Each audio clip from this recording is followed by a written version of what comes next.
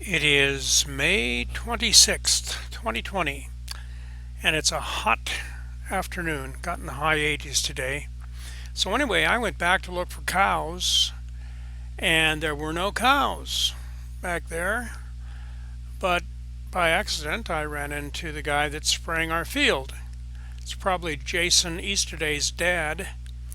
So I'd love to chase farm equipment in my drone, although they usually move faster than I can.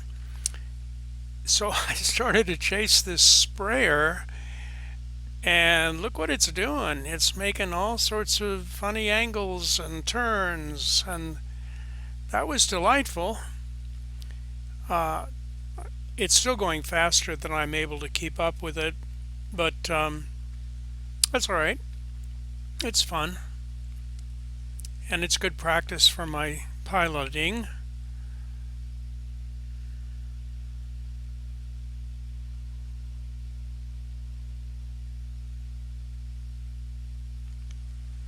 That little that little green all-terrain vehicle is probably Dan Preston watching what's going on. He's the owner of the property.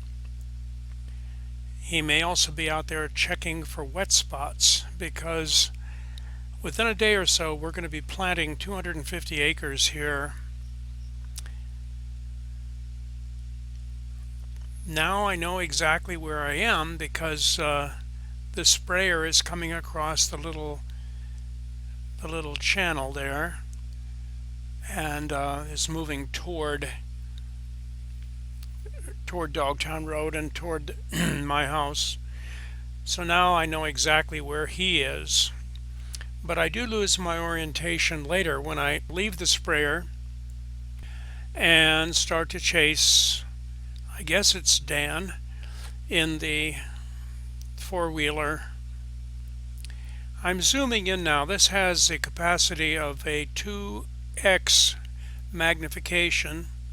So I just moved it into that, and that'll give me the appearance of a lower altitude, even though I'm flying at about 100 feet here. Makes it look like it's about 50 feet.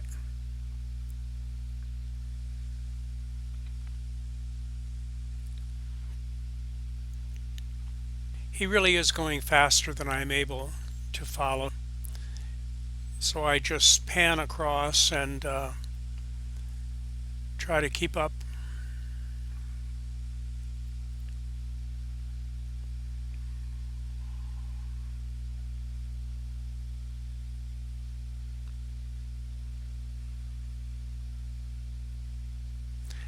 I'll be doing this with the planter in a couple of days also, but the planter fortunately moves a little slower than this.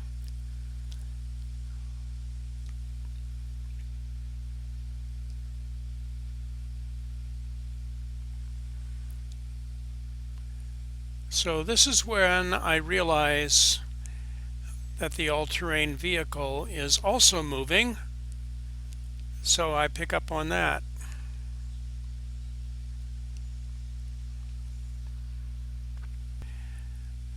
Again, I'm using 2x magnification and I'm flying at about 100 feet, so I really doubt that whoever is driving that vehicle could.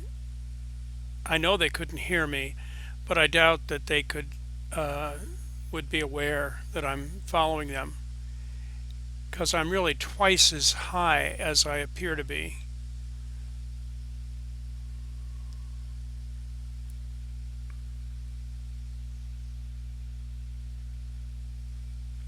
And at this point, I'm completely disoriented.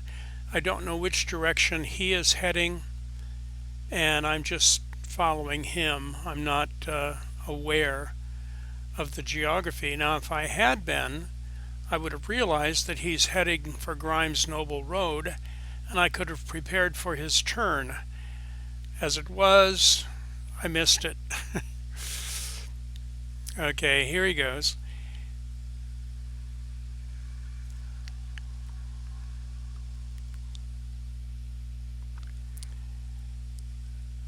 So he goes across the little channel and in a minute he's going to turn on to the left on Grimes Noble Road. There he goes. And now he's going way too fast for me to follow.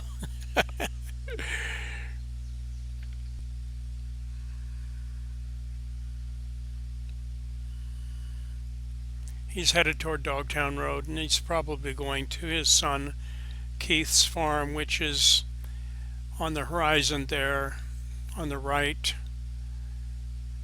way over on the with the red barn. So I say, okay, let's come home. I click the return to home button. Now at this point, I think it rises to 200 feet. And once it gets up there, with my editing, I increase the speed, I think either 5 or 6 times. So it'll appear that we're moving much, much faster, 5 or 6 times faster than we really are. Here we go. And I just took it off of the magnification, that jerking that you just saw. So now the magnification is normal. There's no magnification because I want to watch my landing. So at this point, I take it off the fast speed. It'll turn in the direction that it was oriented when it took off. It is still trying to land automatically, and had I let it, it probably could have done it perfectly, but I was getting warnings that this is not a suitable place to land. So I knocked it off of the automatic home landing, and I piloted it home myself, doing a far poorer job, I think, than the intelligence of the software would have done had I let it land by itself. But it's a windy day, and sometimes that affects things, and I'm going to kick up a little grass here with the propellers and then bring it in for landing, I hope. And I thank you for watching.